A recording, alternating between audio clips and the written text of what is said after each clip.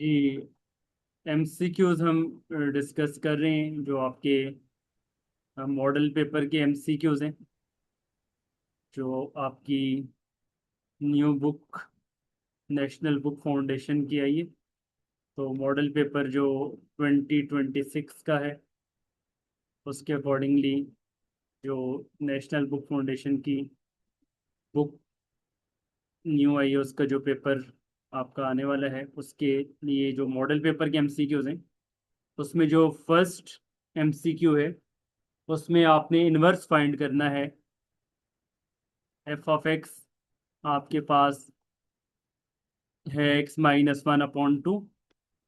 तो आपने बताना है कि इस फंक्शन का इन्वर्स क्या होगा। तो इन्वर्स के लिए जो स्टेप्स आप फॉलो करते हैं, फंक्शन को y की इक्वलेट कर लेते हैं। देन फिर x की वैल्यू को आपने सेपरेट करना है। x की वैल्यू आपके पास आ गई है 2y+1। और फिर x की जगह पे आपने लिख देना है एफ इनवर्स ऑफ y। और फिर लास्ट पे वेरिएबल y को रिप्लेस कर देना होता है विद x।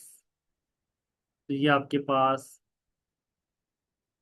2x+1 आ गया। So f inverse of x is 2x+1। तो जो आपके पास एमसीक्यूज हैं उसमें जो बी ऑप्शन है, बी ऑप्शन इज करेक्ट। तो बी ऑप्शन इसमें करेक्ट आ रहा है।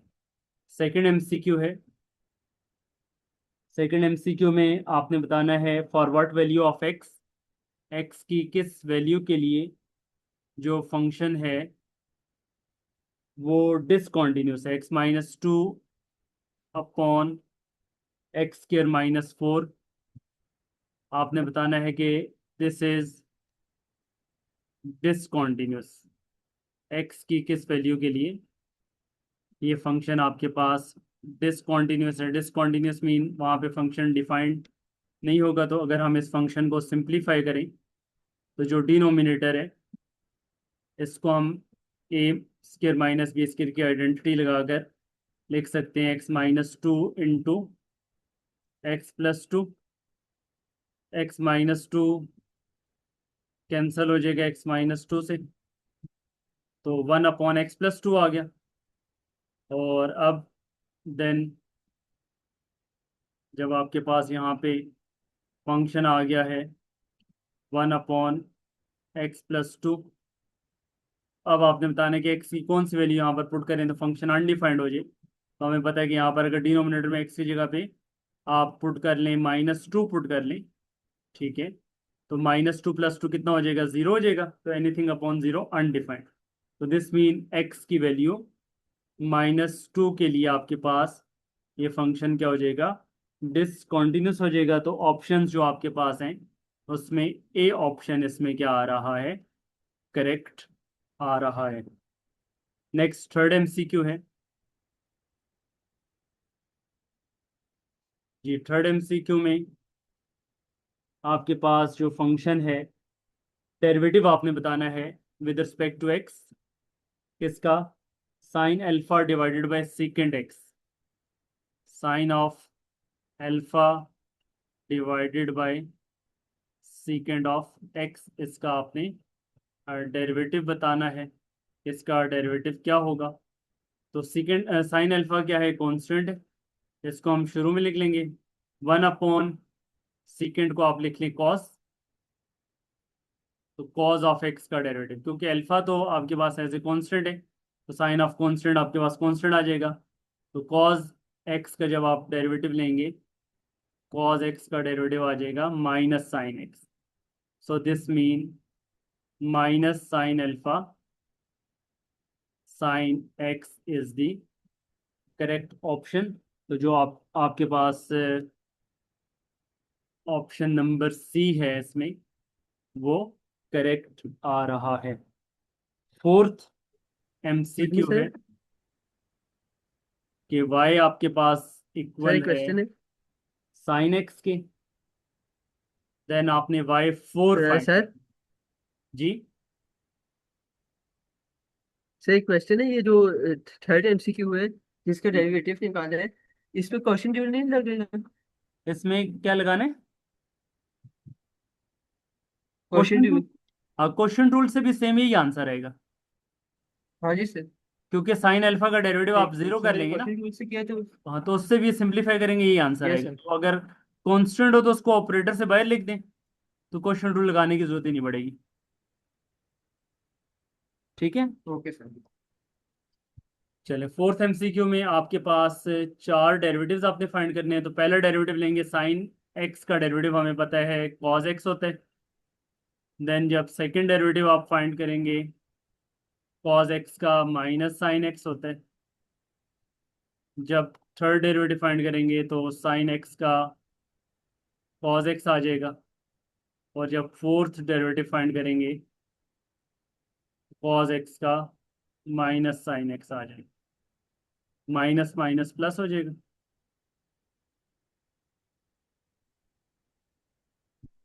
तो फोर्थ डेरिवेटिव आपके पास आ गया, y4 is equal sir. Sine of x. तो ये ऑप्शन आपके पास सर। इसमें ए ऑप्शन करेक्ट है जी।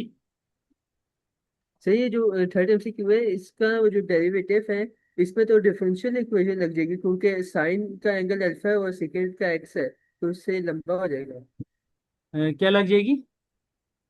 फिर इस पर डिफरेंशियल इक्वेशन लगेगी ना, क्योंकि साइन का जो एंगल अल्फा है और सेकेंड का एक्स है, उससे अलग हो जाएगा। हाँ ना, ये एज ए कांस्टेंट के तौर पे काउंट होगा। ये जो साइन अल्फा है ना, यस सर।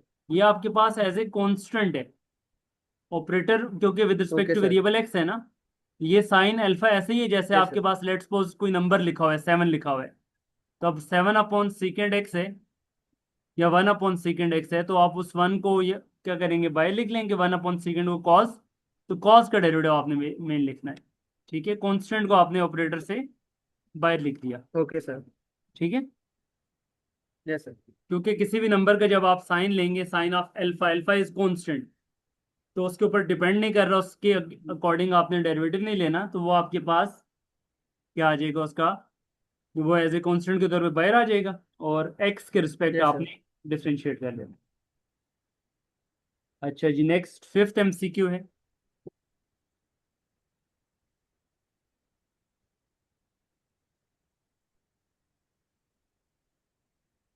जी। फिफ्थ एमसीक्यू में आपके पास एक फंक्शन है, f of x is equal to minus x square plus 3x minus 2। तो अब इसकी आपने बतानी है maximum value over the interval 1 से लेकर 3 तक। तो मैक्सिमम या मिनिमम वैल्यू फाइंड करने के लिए आप कुछ स्टेप्स फॉलो करते थे, जिसमें आप पहले उसका फर्स्ट डेरिवेटिव लेते हैं। फर्स्ट डेरिवेटिव इसका आ जाएगा -2x + 3। फिर सेकंड स्टेप में आप उस फर्स्ट डेरिवेटिव को इक्वल टू 0 पुट करते हैं। वहां से आपने एक्स की वैल्यू निकालनी है, और एक्स की वैल्यू यहाँ से आपके पास आ जाएगी 3/2। एक्स की वैल्यू क्या आ गई? 3/2। और देन फिर आप अगर इसका सेकंड डेरिवेटिव लें, -2 आएगा, तो विच इज लेस देन 0, तो एब्सोल्यूट मैक्सिमा इसका एग्जिस्ट करेगा at x equal to 3/2। 3/2 mean 1.5, वो इसी इंटरवल के अंदर लाई कर रही है। सो 3/2 is the correct option, which is a. A option is correct. Next MCQ number 6 है, what is the integrated value of, mean integration आपने बतानी है किसकी, 3x + 1 होल पावर 5। ये तो आसान है। 3x + 1 होल पावर 5 की सिंपल आपने इंटीग्रेशन बतानी है। तो पावर रूल अप्लाई करने के लिए हमें क्या रिक्वायर्ड है, पावर की बेस का डेरिवेटिव रिक्वायर्ड है। तो पावर की बेस का डेरिवेटिव क्या है, three yes x sir. Plus one का आ जाएगा 3 और 1 का 0। तो फिर आप इसको 3 से मल्टीप्लाई करेंगे सेकंड और ऑप्शन। से डिवाइड कर लेंगे।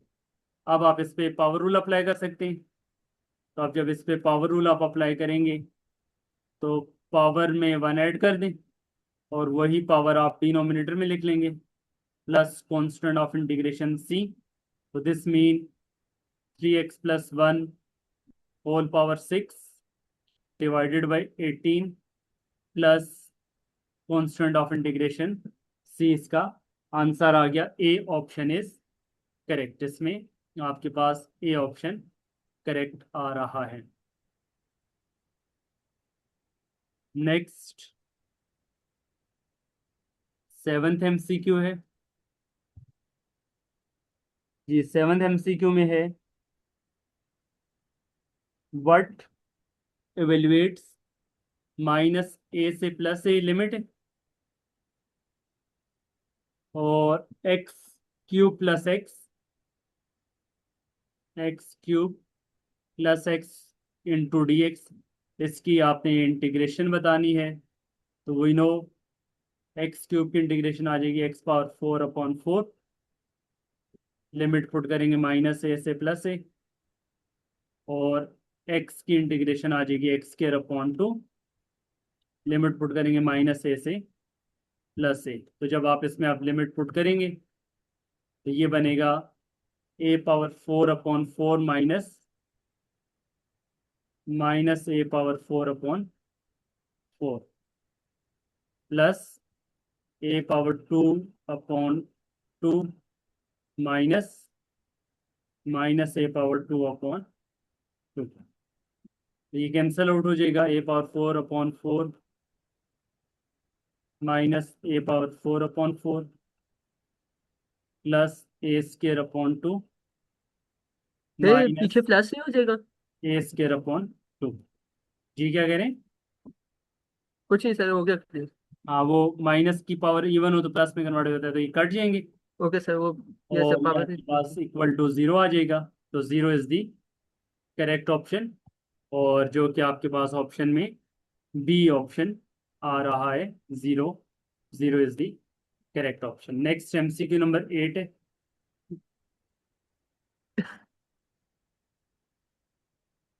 जी। 8th MCQ है, इसमें इंटीग्रेशन बतानी है फ्रॉम 2 to 4, और f(x) की वैल्यू गिवन है। f(x) की वैल्यू है 6। देन आपने बताना है what is the value of integration from 2 to 4 bracket f(x+3 whole bracket close into dx। तो इसको आप दो पार्ट्स में ब्रेक कर लेंगे। इसको आप लिखेंगे इंटीग्रेशन फ्रॉम 2 to 4 f(x) की अलग integration into dx, plus integration from 3 to 4 3 की अलग इंटीग्रेशन। इसका आंसर गिवन है 6। इसको इंटीग्रेट करेंगे 3x, और इसमें लिमिट पुट करेंगे 2 से लेके 4 तक। तो ये आ गया 6, और इसमें लिमिट पुट करेंगे upper limit minus lower limit. तो 4 - 2 कितना आ जाएगा? 2 आ जाएगा, और 3 इंटू 2 6। तो 6 + 6 कितना आ जाएगा? 12। सो 12 इज दी आंसर। तो 12 आपके पास इसमें आंसर आ गया, विच is option number A. A option is correct, which is 12। Next 9th MCQ है, जो कि एक स्टेटमेंट है, और ये स्टेटमेंट क्वेश्चन अगर हमने चैप्टर नंबर 5 को अच्छे तरीके से किया हो तो उसमें सर। ये काफ़ी ज़्यादा यूज हुआ जी। सर मैं कह रहे जो MCQ 9 है, इसमें तो ऑलरेडी गिवन है, क्योंकि उन्होंने बोला एक्सेलरेशन फाइंड करे तो आगे वो मीटर पर सेकंड है, तो इसमें मीटर गिवन है, टाइम भी गिवन है, तो इसमें पुट करके आ जाएगा आंसर। एक्सेलरेशन आपके पास मीटर पर सेकंड को क्या हुआ? मैं कह रहा हूँ सर, उन्होंने आगे ऑलरेडी गिवन किया हुआ है, मीटर पर सेकंड है एक्सेलरेशन की यूनिट, तो जिसमें मीटर हमें 100 गिवन है और सेकंड 10 गिवन है, तो 10 का स्क्वायर 100 करके तो वो 100 से कैंसिल होकर 1 नहीं आ जाएगा? नहीं, अभी मैं करवाता हूँ आपको ये वाला MCQ। Okay sir. इसमें क्या लिखा हुआ है? A car accelerates uniformly from rest. तो एक कार जो है वो एक्सेलरेट कर रही है यूनिफॉर्मली, और स्टार्ट कहाँ से कर रही है? रेस्ट से। तो हमें पता है कि रेस्ट पे फिर इनिशियल वेलोसिटी क्या हो जाएगी? जीरो। 0 मीटर पर सेकेंड हो जाएगी। और कितना डिस्टेंस ट्रेवल कर रही है? 100 मीटर। Distance 100 metre. और कितने टाइम में ट्रेवल कर रही है? 10 सेकेंड। 10 सेकेंड। तो आपने बताना है कि इसकी एक्सेलरेशन क्या होगी। तो अब आपके पास जो इक्वेशंस ऑफ मोशन है उनमें आप देखें कि कौन सी आपके पास सुटेबल है। फर्स्ट वाली v f equal to v i plus a t हम इसलिए नहीं लगा सकते क्योंकि फाइनल वेलोसिटी भी अननोन है और एक्सेलरेशन भी अननोन है, तो उसको हम अप्लाई नहीं कर यस। सकते। और अगर हम सेकेंड इक्वेशन यूज करें, s equal to v i t plus half a t square, तो अब इसमें डेटा हमारा कंप्लीट है।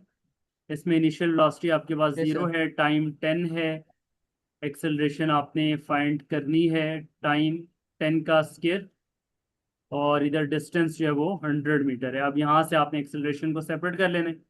तो 10 का स्केयर करेंगे तो ये तो 0 हो जाएगा।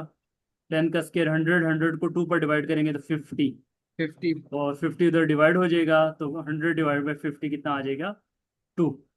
तो this mean acceleration is 2 metre पर सेकेंड स्केयर। तो इसमें 2 मीटर पर second square is the correct option which is option D. ठीक है। Okay sir. Next MCQ number 10th है। इसमें एक आपके पास स्टेटमेंट है, in which real life scenario. तो रियल लाइफ सिनेरियोज में अगर हम चैप्टर नंबर 5 को रिकॉल करें तो उसमें बहुत सारे आपने क्वेश्चंस जो है वो सॉल्व किए होंगे। तो उसमें जो रियल लाइफ सिनेरियोज में ज़्यादातर क्वेश्चंस थे वो रिलेटेड थे किसके साथ? टेम्परेचर के साथ। तो what would be the in which real life scenario would the concept of first order differential equation. तो फर्स्ट ऑर्डर डिफरेंशियल इक्वेशन आपने बताना है कि इसमें कहाँ पे कौन से सिनेरियो के अंदर अप्लाई होगा। तो फर्स्ट ऑर्डर डिफरेंशियल इक्वेशन को अगर हम रिकॉल करें तो आपका जो टेम्परेचर वाले क्वेश्चंस थे तो उसमें आपके पास जो है वो ये रियल लाइफ सिनेरियो बहुत ज़्यादा यूज़ हो रहा था। तो उसमें वो आप जो final temperature minus initial temperature वाला कॉन्सेप्ट लिखते थे, उसमें आपके पास बेसिकली ये सिनेरियो अप्लाई होता है। तो दिस मीन आपके पास modelling the cooling of a hot beverages जो आपके पास है इसमें वो कॉन्सेप्ट क्या होता है? अप्लाई होता है। तो डी ऑप्शन इज करेक्ट। तो इसमें डायरेक्ट आपने आइडेंटिफाई करके बताना है कि कौन सा सिनेरियो इसमें सेट हो रहा है। तो टेम्परेचर से related scenario first order differential equation के हमने बहुत से वर्ड प्रॉब्लम सॉल्व की, तो उसमें आपके पास ये एप्लीकेबल होता है। नंबर 11 है, what is the next approximation correct to 2 decimal places for f of x equal है x cube minus x square plus 4x-4 with initial guess at x equal to 2। अब इनिशियल गैस आपके पास यहाँ पे x equal to 2 है, तो आपने बताना है कि इसमें जो नेक्स्ट जो गैस आएगा, नेक्स्ट x की वैल्यू होगी by using a specific method. और वो स्पेसिफिक मेथड आपको यहाँ पर जो बताया गया है वो कौन सा है? Newton Raphson method. तो न्यूटन रेप्सन मेथड के बाद आपने बताना है कि नेक्स्ट इसमें गैस क्या होगा। तो न्यूटन रेप्सन मेथड का अगर आपको फार्मूला याद है तो आप फौरन उसकी कैलकुलेशंस करके इसका गैस निकाल सकते हैं। तो उसमें जो आपके पास फार्मूला था वो था x n+1 is equal to x n x n minus minus f f of of x n x n over upon f prime f prime of x n. X n. तो आप n की value आप इसमें 1 रखेंगे तो initial guess आपके पास यहाँ पे जो गिवन है वो x0 गिवन है। इनिशियल जो गैस टू। आपके पास गिवन है यहाँ पे वो x की वैल्यू 2 है। तो मीन x की वैल्यू 2 आप यूज करेंगे। इसको अगर हम x1 लेट्स सपोज कह दें तो आप n की वैल्यू अगर आप 2 रखते हैं, सॉरी n की वैल्यू आप अगर यहाँ पे 1 रखें तो 1+1 2 आ जाएगा। x2 equal to x1 minus f of x1 upon f prime of x1। तो ये x1 आपके पास 2 है तो यहाँ पे 2 आ जाएगा x1 की जगह पे। और देन आपको इसका फंक्शन में जब टू पुट करें और इसका डेरिवेटिव में भी टू पुट कर लें, तो एफ ऑफ टू हमारे पास आ रहा है टू का क्यूब माइनस टू का square plus four times two minus four, two का स्केयर, टू का क्यूब एट हो गया और ये फोर हो एट। गया, एट आंसर है सर। एट आ गया माइनस, तो ये एट आ गया। In f of x yes sir. का आंसर आपके पास क्या आ गया, एट।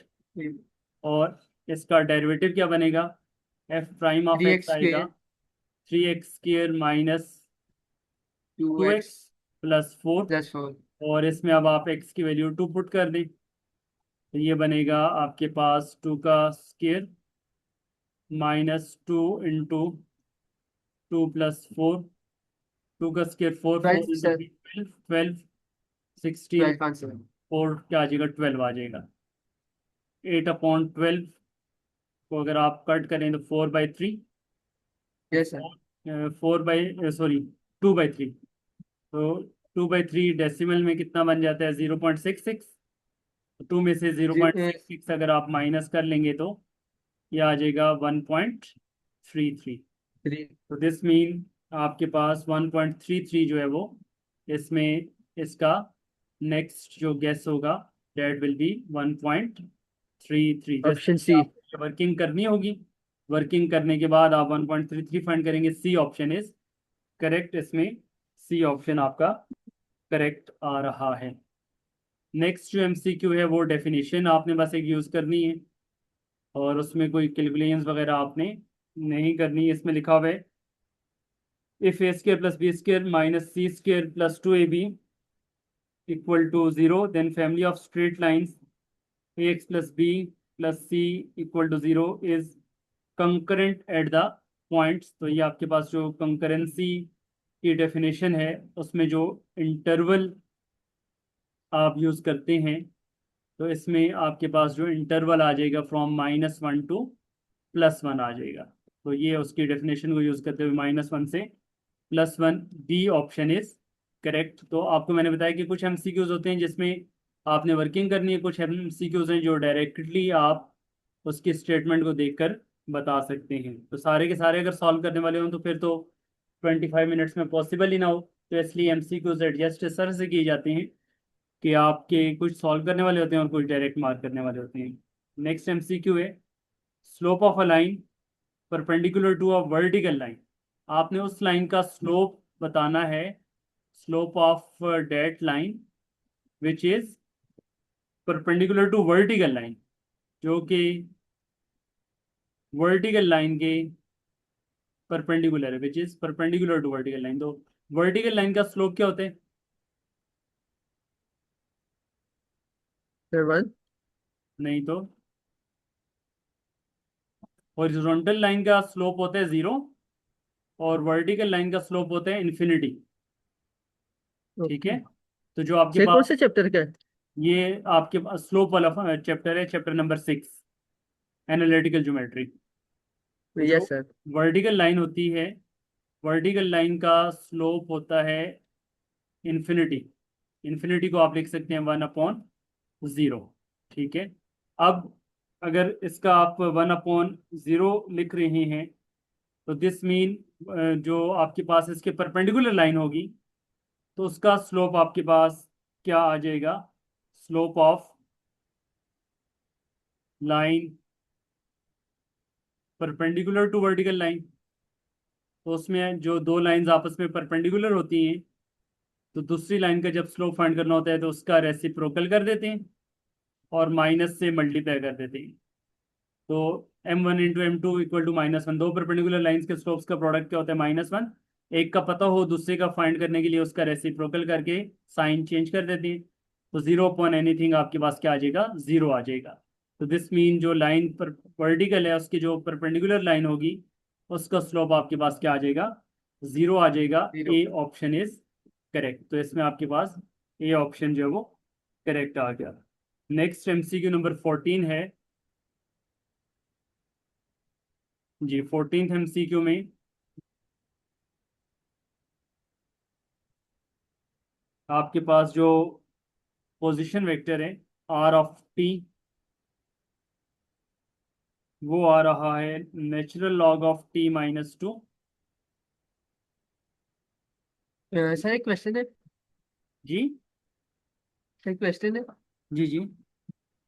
सर ये जो अगर किसी उसका पूछे क्वेश्चन का डोमेन, तो उसमें और जो रियल नंबर होगा एक्सेप्ट जब तक सब नीचे डिनोमिनेटर में जीरो ना आ जाए, है ना?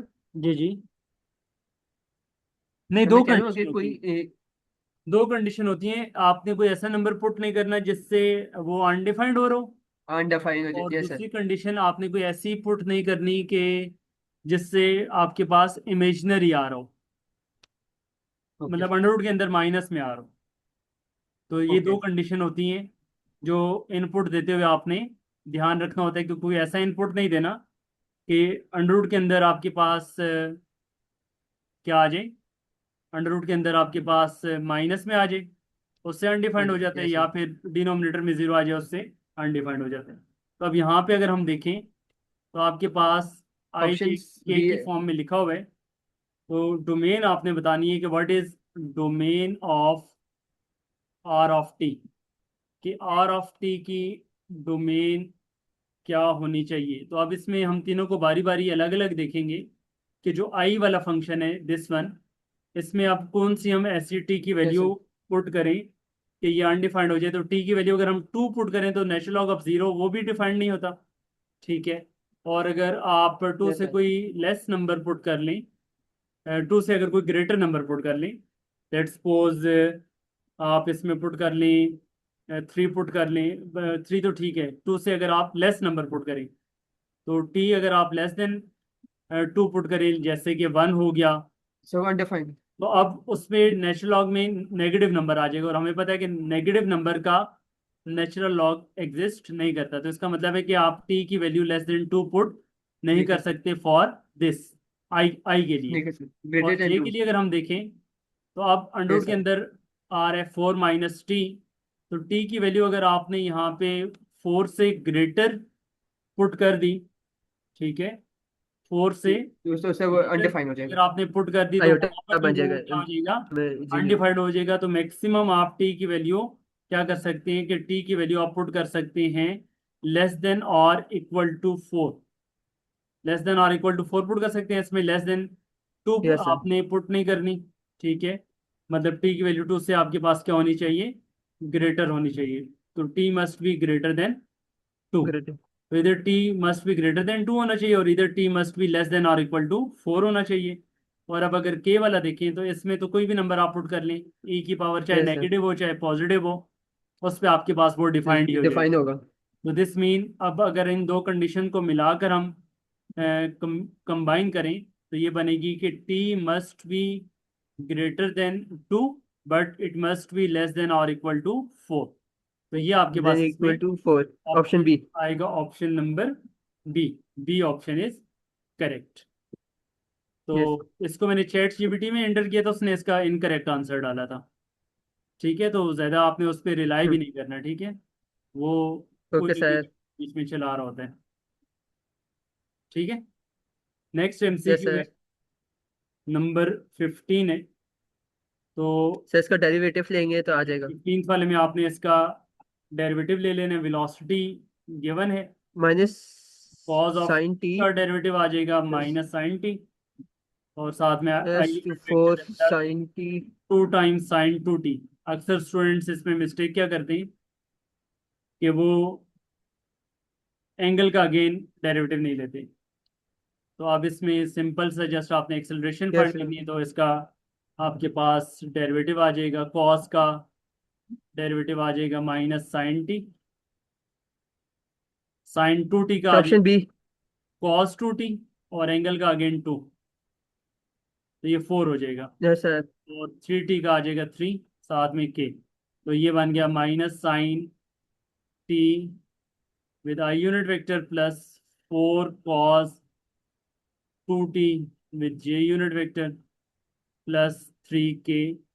This is the correct option. और ऑप्शन में ऑप्शन आपके डी। पास कौन सा बन रहा है, option D. D. D option is correct. तो इसमें आपके पास डी ऑप्शन करेक्ट आ गया। नेक्स्ट 16th एमसीक्यू है। तो ये डायरेक्ट कैलकुलेटर से निकल आएगा। जी 16th एमसीक्यू में डायरेक्टली आप बता सकते हैं कॉट इनवर्स। -π/6। जी -π/6 सर। 5 पाई बाई 6 आ रहे हैं। -π/6। नहीं, इसमें वो आपने प्रिंसिपल वैल्यू बतानी है ना, तो कौन सा क्वाड्रेंट सब्जेक्ट? का ध्यान भी रखना है ना। क्वाड्रेंट यस में सर। क्या बताया था इसमें कि आप आसानी के लिए बेशक इसको वाई की इक्वलेट कर लें। Yes sir. कॉट इनवर्स √-3 है, सॉरी। नहीं, -π/6 ही जी, होगा। इसमें अगर आप इसको सॉल्व करें तो कॉट इनवर्स √-3 है। तो आप कॉट इनवर्स को दूसरी तरफ लेकर जाएंगे तो कॉट ऑफ वाई हो जाएगा। Yes sir. और कॉट का रेसिप्रोकल क्या होता है? 10। 10। तो 10 आपके पास इसमें आ जाएगा -1/√3। फिर यस सर। नेगेटिव को इग्नोर करके आप इसमें जब निकालेंगे 10 इनवर्स 1/√3 का, तो that will be 30 degree. Thirty yes sir. Degree को रेडियंस में अगर आप लिखेंगे तो इट विल बी π/6।